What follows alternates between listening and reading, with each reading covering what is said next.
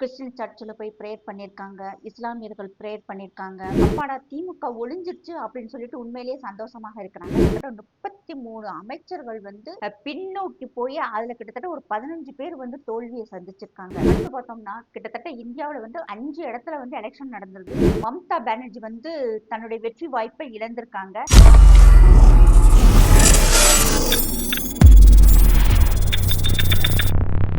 வந்தே மாதரம். சாமானியன் குரல் தேசியவாதிகளுக்கு எனது அன்பான வணக்கங்கள். நம்முடைய எலெக்ஷன் முடிஞ்சிருச்சு.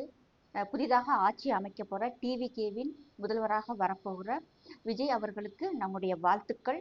அது மட்டும் இல்லாம இந்த திராவிட கட்சிகளினுடைய வேலையே நமக்கு வேண்டாம் அப்படின்ட்டு முடிவு பண்ணி மாற்றி ஓட்டு போட்ட அத்தனை மக்களுக்குமே வந்து வாழ்த்துக்கள்.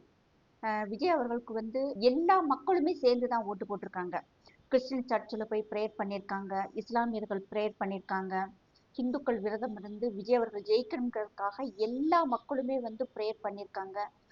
களத்துல இறங்கி வேலை பார்த்துருக்காங்க. விஜய் அப்படிங்கிற அந்த ஒருத்தருக்காகவே வந்து அத்தனை பேருமே வேலை பார்த்து இந்த வெற்றியை வந்து அவங்களுக்கு சாதகமாக்க ஆக்கி வச்சிருக்காங்க. இல்ல குறிப்பா பார்த்தா எல்லா தரப்பு மக்களுமே வந்து அப்பாடா திமுக ஒழிஞ்சிருச்சு அப்படின்னு சொல்லிட்டு உண்மையிலேயே சந்தோஷமாக இருக்கிறாங்க. நான் உட்பட நமக்கு என்ன ஒரு மாற்றம் வேண்டும். நம்ம நினைச்சது என்டிஏ கூட்டணி வந்துக்கு ஒரு நல்ல வாய்ப்பு இருக்குன்னு நினைச்சோம். பட் மக்கள் வந்து வேற விதமாக யோசிச்சு கொஞ்சம் ஒரு புதிய வரவாக இருக்கட்டும் அப்படின்னு நினைச்சிட்டு மக்கள் வந்து வேற மாதிரி யோசிச்சிருக்காங்க. அதனுடைய வெளிப்பாடு தான் இது. இன்னையில இருந்து நமக்கு அந்த விளம்பர தொல்லை எல்லாம் முடிஞ்சிருச்சு. எப்ப பார்த்தாலும் மத்திய அரசு கூட சண்டை போட்டுக்கிட்டே இருந்த தொல்லை எல்லாமே முடிஞ்சிருச்சு. எப்பயுமே பார்த்தோம்னா நம்ம வந்து ஒரு பதட்டமான சூழ்நிலையிலேயே இந்த ஒரு 5 வருஷம் வந்து திமுக ஆட்சியில நம்ம இருந்தோம். அது வந்து யாராலையுமே வந்து மறுக்க முடியாது. ஏதாவது ஒரு பிரச்சனை டெய்லி எதையாவது ஒண்ணு ஒரு பிரச்சனையை கொண்டு வந்து மக்களை வந்து ஒரு குழப்பத்திலே ஒரு பயத்திலேயும் வச்சிருந்தாங்க. அந்த பயம் வந்து இன்னையில இருந்து இல்ல அப்படிங்கிற மாதிரி எல்லா தரப்பு மக்களுக்குமே பாஜகவுக்காகட்டும் பொதுமக்களுக்குமே வந்து ஒரு ரிலீஃபா ஃபீல் பண்றாங்க. அப்பாடா இவங்க தொலைஞ்சா போதுங்கிற மாதிரி ஆயிடுச்சு. அது மட்டும் இல்லாம கிட்டத்தட்ட 33 அமைச்சர்கள் வந்து பின்னோக்கி போய் அதுல கிட்டத்தட்ட ஒரு 15 பேர் வந்து தோல்வியை சந்திச்சிருக்காங்க. அன்பில் மகேஷ் பொய்யாமொழி, பெரிய கருப்பன் அவர்கள்லாம் வெறும் ஒரு ஓட்டுல வந்து தன்னுடைய வெற்றி வாய்ப்பை இழந்திருக்காரு. அப்படின்னு நிறைய எல்லா மினிஸ்டர்ஸுமே பார்த்தோம்னா கிட்டத்தட்ட துரைமுருகன் அவர்கள்லாம் பார்த்தோம்னா 8000 ஓட்டு வித்தியாசத்துல ஜெயிச்சிருக்காங்க. நம்மளுடைய முதல்வராக இருந்த கே ஸ்டாலின் சார்லாம் பார்த்தோம்னா கிட்டத்தட்ட அவர்லாம் எப்படி சொல்றதுன்னே தெரியல. யாருன்னே தெரியாத ஒரு பாபு அப்படிங்கிற ஒரு வேட்பாளர்கிட்ட குளத்தூர்ல வந்து தோல்வியை சந்திச்சிருக்காரு. உண்மையிலே இதெல்லாம் பார்க்கும்போது ஒரு சிட்டிங் மினிஸ்டர் முதல் முறையாக இந்திய வரலாற்றிலே வந்து தோல்வியை தழுவுனர் வந்து நம்மளுடைய ஸ்டாலின் அவர்கள் தான். சேப்பாக்கம் சேகுவேரா மட்டும் எப்பயோ ஜஸ்ட் மிஸ்ல தப்பிச்சிட்டாரு. அவரும் போயிருக்க கூடாது. கிட்டத்தட்ட பார்த்தோம்னா நம்ம யாராரு இவங்கெல்லாம் ஜெயிக்க கூடாது அப்படின்னு நினைச்சுக்கிட்டு இருந்தோமோ அதுல மேக்சிமமான ஆட்கள் கீதா ஜீவன், தாமோ அன்பரசன், பிடிஆர் பழனிவேல் தியாகராஜன் அவங்கெல்லாம் வந்து தேவையே வேண்டாம் இனிமேல் அவங்க சட்டசபைக்கு போகவே கூடாதுன்னு மக்கள் மனசுல நினைச்சிருந்தவங்க அத்தனை பேருமே வந்து இந்த முறை சட்டசபைக்கு போகல. இனி வந்த ஆட்சியாக வந்து எல்லாருக்குமான ஆட்சியாக இருக்கட்டும், அமைதியான ஆட்சியாக இருக்கட்டும், மக்கள் வந்து ஒரு பதட்டம் இல்லாம ஒரு இணக்கமாக சகோதரர்களாக ஒரு நல்ல சூழ்நிலையில வந்து இந்த ஆட்சி இருக்கணும்னு சொல்லிட்டு கண்டிப்பாக நம்ம எல்லாருமே வந்து ப்ரேயர் பண்ணிக்கிருவோம். அடுத்து பார்த்தோம்னா கிட்டத்தட்ட இந்தியாவில் வந்து 5 இடத்துல வந்து எலெக்ஷன் நடந்தது. அதுல பார்த்தோம்னா வெஸ்ட் பெங்கால், அஸ்ஸாம், பாண்டிச்சேரி மூன்றுமே வந்து பாஜக அண்ட் என்டிஏ கூட்டணி தக்க வச்சிருக்காங்க. தமிழ்நாட்டுல நினைச்ச மாதிரியே ஒரு ஆட்சி மாற்றத்தை பாஜக கொண்டு வந்திருக்கு. அதே மாதிரி கேரளாவில் பார்த்தோம்னா காங்கிரஸ் ஆட்சி வந்திருக்கு. இதுல வந்து ரொம்பவும் நான் உட்பட மக்கள் நினைச்ச எல்லாமே வந்து நினைச்சது வெஸ்ட் பெங்கால்ல வந்து கண்டிப்பாக ஒரு ஆட்சி மாற்றம் வேணும். அந்த மக்களுக்கு வந்து ஒரு விடிவு வரணும்னு நானா டெய்லி நினைப்பேன். ஏன்னா எங்க ஃப்ரெண்டு அங்கதான் இருக்கிறாங்க. அவங்க வந்து அடிக்கடி அந்த ஊரை பத்தி சொல்லும்போது மம்தா பானர்ஜியோட செய்திகள் சொல்லும்போது ஆண்டவா அந்த மக்களுக்கு ஒரு நல்ல விடிவு வரும்னு எல்லாருமே நினைச்சோம்.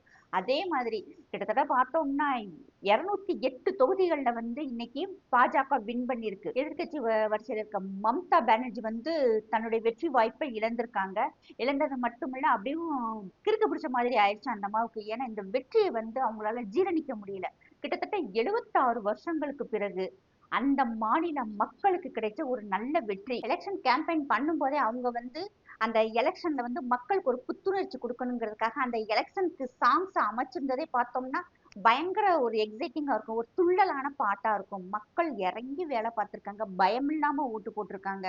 உண்மையிலே இந்த வெற்றி அந்த மக்களுக்கு வந்து லேட்டான வெற்றி, ஆனால் ஒரு நல்ல வெற்றியை கொடுத்திருக்காங்க. அந்த மண்ணினுடைய ஒரு தன்மை பார்த்தோம்னா 20 வருஷம் காங்கிரஸ், 35 வருஷம் வீணா போன கம்யூனிஸ்ட், 15 வருஷம் மம்தா பானர்ஜி டிஎம்சி. இந்த முறை பார்த்தோம்னா பாஜக ஆட்சி அமைச்சிருக்கு. கண்டிப்பாக அந்த மாநிலத்தினுடைய வெற்றி அந்த மாநில மக்களுக்கு மட்டுமில்ல இந்தியாவுக்குமே வந்து ஒரு நல்ல வெற்றி, ஒரு சரித்திரமான வெற்றி. ஏன்னா அந்த ஊடுருவக்காரர்கள் இங்கிட்ட இருந்து பாகிஸ்தான், பங்களாதேஷ், மியான்மர்ல இருந்து வரக்கூடிய இஸ்லாமியர்கள் நம் நாட்டுக்குள்ள நுழைஞ்சு நம்மளுடைய வளங்களை வந்து சுரண்டி திண்டுகிட்டு இருக்காங்க. நம் தேசியத்துக்கு வந்து ஒரு பாதுகாப்பு இல்லாத சூழ்நிலை இருக்கு. அந்த நாட்டினுடைய எம்பியை பேசுனதை நம்ம எல்லாம் கேட்டோம். பாத்தீங்களா, இப்ப அங்க வந்து எக்ஸிட் போல் ரிசல்ட் எல்லாமே வந்து பாஜக வந்து ஆட்சி அமைச்சரும் சொல்றாங்க. அதனால பார்த்தோம்னா அங்க இருக்கும் பங்களாதேஷ்ல நம்ம நாட்டுக்குள்ள அனுப்பிச்சிருவாங்க. அப்ப நம்ம அவங்களுக்கு எப்படி சோறு கொடுப்போம், எப்படி தங்க வைக்க இடம் கொடுப்போம், எப்படி தண்ணி கொடுப்போம்னு சொல்லிட்டு அங்க இருக்க மினிஸ்டர் கவலைப்படாது. அடே அது உங்க நாட்டு மக்கள் தான். அந்த மக்கள் வந்து பங்களாதேஷ் மக்கள். அந்த நாட்டு மக்கள் அவனுக்கு திரும்ப கொடுக்கறதுக்கே பார்த்தோம்னா திரும்ப எடுத்துக்கிறதுக்கு அவனுக்கு வந்து அந்த விதமான ஒரு வழியாக இருக்கு. இந்த முறை பாஜகவினுடைய வெற்றி வந்து மிகவும் வந்து அதாவது எப்படி ஒரு வரலாற்று சிறப்புமிக்க வெற்றி தான். அது மட்டும் இல்லாம இன்றையிலிருந்து இந்தியாவில் கம்யூனிஸ்ட் ஆட்சி வந்து முழுவதுமாக வந்து துடைத்து எரியப்பட்டிருக்கு. இது வந்து மிக முக்கியமான விஷயம். ஏன்னா கம்யூனிஸ்டுகள் இருந்து ஒவ்வொரு ஸ்டேட்லயா வந்து காலி பண்ணி நேத்து வந்து கேரளாவில் அதோட தொலைஞ்சும் போச்சு. இன்னையிலிருந்து ஃப்ரீயா இருக்கு. அதாவது கம்யூனிஸ்ட் இல்லாத இந்தியாவாக இருக்கு. எப்படி வந்து காங்கிரஸ் முக்து பாரத் அப்படின்னு நம்முடைய பாரத பிரதமர் சொன்னாரோ அதே மாதிரி காங்கிரஸ் கொஞ்சம் கொஞ்சமா ஒழிஞ்சிடுச்சு. இன்னும் பார்த்தோம்னா ஒரு மொத்தமே பார்த்தோம்னா 28 மாநிலத்துல 22 மாநிலங்கள் வந்து இன்னைக்கு பாஜக அண்ட் என்டிஏ கூட்டணி இருக்கு. தமிழ்நாடு, கேரளா, தெலுங்கானா அண்டு கர்நாடகா, ஹிமாச்சல், பஞ்சாப் இந்த 6 மாநிலத்துல மட்டும்தான் மாநிலம் அண்டு காங்கிரசினுடைய ஆட்சி இருக்கு. இனிமேல் பார்த்தோம்னா இதையும் வந்து முடிஞ்ச அளவுக்கு வெளியேற்ற பார்ப்பாங்க. ஏன்னா அவங்க வந்து மக்களுக்கான ஒரு நல்ல ஆட்சி இருந்தா ஓகே, ஒன்றும் பிரச்சனை இல்லை. இல்லையா, அது வந்து நமக்கு தேவையில்லைன்னு சொல்லிட்டு மக்கள் முடிவு பண்ணி அந்த ஆட்சி வேண்டாம்னு தூக்கி எறிஞ்சுவாங்க. இன்னைக்கு பார்த்தோம்னா அஸ்ஸாம்ல வந்து 3வது முறையாக வந்து ஆட்சி அமைக்குது. கண்டிப்பாக இது வந்து அந்த மாநிலத்தினுடைய வளர்ச்சிக்கான ஒரு வெற்றியாகத்தான் அந்த மக்கள் எல்லாருமே பாக்குறாங்க. அந்த மாநிலத்துல சரியான ரோடு இல்ல, தண்ணி இல்ல, பஸ் வசதி இல்லாத இடங்கள்ல கூட இன்னைக்கு பார்த்தோம்னா அந்த ரோட்ல வந்து பிளேன் இறங்கி, அதாவது எப்படி சொல்றதுன்னா அந்த ரோடே வந்து அவ்வளவு தரமானதாக விமானத்தை இயக்கக்கூடிய தரத்துல வந்து இன்னைக்கு ரோடுகள் போட்டிருக்காங்க. இந்த வடகிழக்கு மாநிலங்கள்ல வந்து ட்ரெயினே பார்க்காத மக்கள் எல்லாமே பார்த்தோம்னா இன்னைக்கு வந்தே பாரத், அம்ரித் பாரத் எல்லாமே போய்கிட்டு இருக்கு. அது மாதிரிதான் இன்னைக்கு வெஸ்ட் பெங்கால்ல கிட்டத்தட்ட 20 வருஷம் காங்கிரஸ் ஆட்சி, 35 வருஷம் கம்யூனிஸ்ட் கழுத ஆட்சி, 15 வருஷம் இந்த பிடிவாதம் பிடித்த ஒரு அகங்காரம் பிடித்த ஒரு பெண்ணினுடைய ஆட்சி வந்து முடிவுக்கு வருது. அங்க வந்து பார்த்தோம்னா கிட்டத்தட்ட ஒரு 15,000 ஓட்டு வித்தியாசத்துல சுவேந்து அதிகாரி அவர்கள் வந்து இன்னைக்கு மம்தா பானர்ஜியை வந்து எதிர்த்து போட்டியிட்டு பவானிபூர் தொகுதியில வெற்றி பெற்றிருக்காரு. இதுதான் வந்து இங்க முக்கியமான விஷயம். ஏன்னா கிட்டத்தட்ட பார்த்தோம்னா போன முறை நந்தி கிராமத்திலையும் மம்தா பானர்ஜி அந்த சுவேந்து அதிகாரி 2 பேருமே போட்டி போட்டு அந்த இடத்துலயுமே வந்து சுவேந்து அதிகாரி அவர்கள் தான் வந்து வெற்றி பெற்றிருக்காங்க. இந்த முறை இவர் வெற்றி பெற்றிருக்காரு. அந்த மாநிலத்தின் வந்து தவிர்க்க முடியாத ஒரு முகமாக வந்து சுவேந்து அதிகாரி அவர்கள் இருக்கிறாங்க. கிட்டத்தட்ட அவரு அதாவது மாநில தலைவராக பொறுப்பேற்ற பிறகு நம்முடைய அண்ணாமலையை விட 50 மடங்கு மம்தா பானர்ஜியை பாடாப்படுத்தி பேயாட்டி தூங்க விடாம டெய்லி ஒரு போராட்டம், டெய்லி ஒரு பிரச்சனை, ஆட்சி ஒழுங்கு அது சரியில்லை இது சரியில்லைன்னு எப்ப பார்த்தாலும் மக்களை வந்து ஒரு பிஸியாவே வச்சுக்கிட்டு இருந்தாரு. அந்த சமயத்துல வந்து இந்த முறை எப்படியாவது வெஸ்ட் பெங்கால்ல வந்து ஒரு ஆட்சி மாற்றம் கொண்டு வரணும் அப்படின்னு சொல்லிட்டு அமித்ஷா அவர்களும் மோடி அவர்களும் முடிவு பண்ணி ஒரு மாசம் அமித்ஷா அவர்கள் அங்கேயே உட்கார்ந்து சட்டம் ஒழுங்கு சரி செஞ்சாங்க. அதுதான் ஒரு முக்கியமான விஷயம். இல்லாட்டினா எலெக்ஷனுக்கு முன்னாடி பல கொலைகள் நடக்கும், எலெக்ஷன் முடிஞ்சதுக்கு அப்புறம் பல கொலைகள் நடக்கும். நமக்கு பார்த்தோம்னா 16 பேர் 17 பேர் இறந்திருந்தாங்கன்னு நமக்கு தெரியும். ஆனா அங்க இருக்கிறவங்க கேட்டா சொல்லுவாங்க, இப்ப 16 பேர் இறந்திருக்காங்கன்னா 50 பேருக்கு மேல இறந்திருக்காங்க, இதுக்கு மேலேயே சொல்லுவாங்க 80 பேர் இறந்திருக்காங்க. அதே மாதிரி பல பெண்கள் கற்பழிக்கப்பட்டிருக்காங்க, நிறைய பேர் வந்து உடல் உறுப்புகளை எல்லாம் இழந்திருக்காங்க அப்படின்னு சொல்லுவாங்க. இந்த முறை அது எந்த அசம்பாவிதம் மட்டுமே இல்லை, ஒரு சில பகுதிகளில் மட்டும் ஒரு 15 தொகுதிகளுக்கு மட்டும் மறு எலெக்ஷன் வச்சாங்க. அதுவுமே வந்து சுமூகமாக போயிருக்கு. ஓட்டு எண்ணிக்கை சுமூகமாக போய் இன்னைக்கு பார்த்தோம்னா அந்த மக்கள் செம்ம கொண்டாட்டத்துல இருக்காங்க. அதெல்லாம் பார்க்கும்போது உண்மையிலேயே ரொம்ப சந்தோஷமாக இருக்கு. இந்த மக்களுக்கு வந்து ஒரு விடிவு கிடைச்சிருக்கு அப்படின்னு நினைக்கிறாங்க.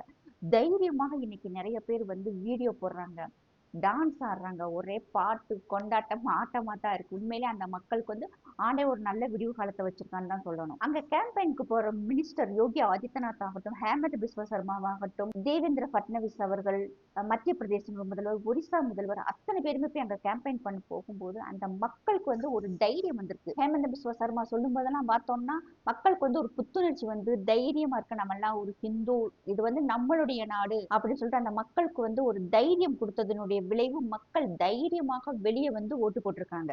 முதல்ல எலெக்ஷன் நடந்த 152 தொகுதியில 117 இடங்கள் வந்து ஈஸியா ஜெயிச்சிருக்காங்க. அதே மாதிரி இரண்டாம் கட்டமாக நடந்த 142 இடங்கள்லயுமே 91 இடங்கள் வந்து ஈஸியா ஜெயிச்சிருக்காங்க. இதுல பார்த்தோம்னா கிட்டத்தட்ட 6 மாவட்டங்கள்ல போன முறை ஒரு தொகுதியில கூட ஜெயிக்கல. அந்த இடத்துல பூரா இந்த தடவை பார்த்தோம்னா நிறைய ஓட்டுகள் வித்தியாசத்துல ஜெயிச்சிருக்காங்க. குறிப்பா பார்த்தோம்னா முர்ஷிதாபாத் அண்டு சவுத் 24 பர்ஹானா அப்படிங்கிற ஏரியாவில எல்லாம் பார்த்தோம்னா நிறைய இடங்கள்ல வந்து நிறைய ஓட்டு வித்தியாசத்துல ஜெயிச்சிருக்காங்க. முர்ஷிதாபாத்ல எல்லாம் பார்த்தோம்னா அதிகமான கிட்டத்தட்ட 98% இஸ்லாமியர்கள் இருக்கக்கூடிய இடத்துல போன முறை 2 இடத்துலதான் வெற்றி பெற்றாங்க. இந்த முறை 8 இடத்துல வெற்றி பெற்றிருக்காங்க. உண்மையிலேயே பார்த்தோம்னா இதெல்லாம் வந்து மிகவும் சந்தோஷமா இருக்கு. அப்ப என் ஃப்ரெண்ட் கேட்கும்போது அவங்க சொன்னாங்க, அவங்க எல்லாம் வெஸ்ட் பெங்காலை சார்ந்த இஸ்லாமியர்கள், அவங்களுக்கு வந்து அப்ப நான் கேட்டேன், அப்ப இதுல இது வேற இருக்காங்களா? அதாவது வந்து நம்மளுடைய இந்தியாவை சேர்ந்த இஸ்லாமியர்கள் வந்து பாஜக வேணும்னு நினைக்கிறாங்க. இந்த கள்ளத்தனமா வந்த பயல்கள் தான் வந்து பயங்கரமா எதிர்ப்பாங்க. அதனால வந்து இங்க இருக்கும் இஸ்லாமியர்கள் நிறைய பேர் வந்து பாஜகவுக்கு ஓட்டு போட்டிருக்காங்க. அதனாலதான் வந்து இத்தனை தொகுதிகள், இஸ்லாமிய இருக்கக்கூடிய தொகுதிகள் எல்லாமே வந்து கிட்டத்தட்ட இன்னைக்கு 91 இடங்கள் வந்து ஜெயிச்சிருக்காங்க இஸ்லாமியர்கள் அதிகமான இருந்த இடத்துல. உண்மையிலே இது வந்து ஒரு நல்ல மாற்றத்திற்கு உண்டான அறிகுறி. என்ன ஒண்ணு, அந்த வெளிநாடுகள்ல இருந்து நம்ம நாட்டுக்குள்ள வரக்கூடிய அந்த தேச விரோத சக்திகள் வந்து வராம தடுக்கப்படுவாங்க. அது மட்டும் இல்லாம அந்த ஆத்துல வந்து முதலைகள் வாங்கி விடணும் அப்படின்னு சொல்லியிருக்காங்க. அது மட்டும் நான்லாம் நினைச்சு பேசாம அந்த காட்டுகளுக்குள்ள பாம்புகளை வாங்கி விடுங்க, அப்பதான் அந்த சனியனுக்கு வந்து நம்ம நாட்டுக்குள்ள வராம இருக்கும்னு நினைச்சேன். அதே மாதிரி சவுத் ஆப்பிரிக்காவில இருந்து கொஞ்சம் விஷமிக்க வீரியமிக்க பாம்புகளை வாங்கி அந்த காடுகளுக்குள்ள விடுறாங்க. அப்பதான் வந்து அந்த கள்ளத்தனமாக நம் நாட்டுக்குள்ள குடியேறி நம் நாட்டுக்குள்ள குழப்பத்தை விளைவிக்கும் அந்த மக்கள் வந்து உள்ள வராம இருப்பாங்கிறதுக்காக நம்முடைய மத்திய அரசு இந்த விஷயம் செஞ்சிருக்காங்க. அது மட்டும் இல்லாம அஸ்ஸாம் சைடுல ஃபுல்லா பார்த்தோம்னா அந்த வேலிகள் ஃபுல்லாமே வந்து மின்சாரம் வேலிகளாக இருக்கும். அதை வந்து மம்தா பானர்ஜி அமைக்க விடாம தான் பயங்கரமா வந்து பிரச்சனை பண்ணிக்கிட்டு இருந்தாங்க. இப்ப வந்து ஹேமந்த் பிஸ்வ சர்மா சொல்லிட்டாரு, எங்களுடைய பார்டர்ல எப்படி மின்சார வேலிகள் அமைத்தோமோ அதே மாதிரி ஃபுல்லாவே வந்து நம்ம, அதாவது வெஸ்ட் பெங்கால், அஸ்ஸாம், நம்ம 7 மாநிலங்களையுமே வந்து நம்ம க்ளோஸ் பண்ணிடுவோம் அப்படின்னு சொல்லிட்டு வாக்குறுதியாக கொடுத்திருக்காங்க. இது வந்து அந்த மக்களுக்கு வந்து ஒரு நிம்மதியான ஒரு வாழ்க்கையை வந்து கொடுத்திருக்கு. பாண்டிச்சேரியிலயுமே வந்து ஆட்சியை தக்க வச்சிருக்காங்க. கேரளால வந்து 3 சீட்டு வின் பண்ணிருக்காங்க. தமிழ்நாட்டுல மறுபடியும் கீழே போயாச்சு. மறுபடியும் நம்ம வந்து எல்லாரும் வந்து மக்களுக்கு வந்து ஒரு வேகத்தை கொடுக்கணும், எடுத்து சொல்லணும். நிறைய வேலைகள் இருக்கு. இனிமேல் தான் வந்து திமுக வந்து ஆட்சி நல்லா நடத்த தெரியாது அவங்களுக்கு, ஆனா எதிர்க்கட்சியாக பயங்கரமா நல்லா செயல்படுவாங்க. எல்லாருமாக சேர்ந்துதான் இன்னும் வந்து அவங்க தலையெடுக்க விடாம அவங்க இதோடய அப்படியே அழிஞ்சு போகணும்னு எல்லாரும் நினைக்கிறாங்க இல்லையா, அதே மாதிரி வேலைகளை வந்து எல்லாரும் செய்ய வேண்டும். ஏன்னா அப்பதான் வந்து அவங்க மறுபடியும் தலையெடுத்து அடுத்த ஆட்சிக்கு வர முடியாம செய்ய முடியும். இனிமேல் தான் வந்து தேசியவாதிகளுக்கு அதிகமான வேலை இருக்கு. ஏன்னா மக்கள்கிட்ட வந்து நிறைய விழிப்புணர்வு கொடுக்கணும், மக்களுக்கு வந்து எடுத்து சொல்ல வேண்டிய வேலை இனிமேல் தான் அதிகமாக இருக்கு. நேற்று வரைக்கும் திமுக இல்லைங்கிறத நினைச்சு சந்தோஷப்பட்டது போதும். இனிமேல் எந்திரிச்சு புது மனுஷன்களாக நிறைய வேலைகளை பார்க்க ஆரம்பிங்க. இது வந்து என்னுடைய தாழ்மையான வேண்டுகோள். ஜெய் ஹிந்த், ஜெய் பாரத்.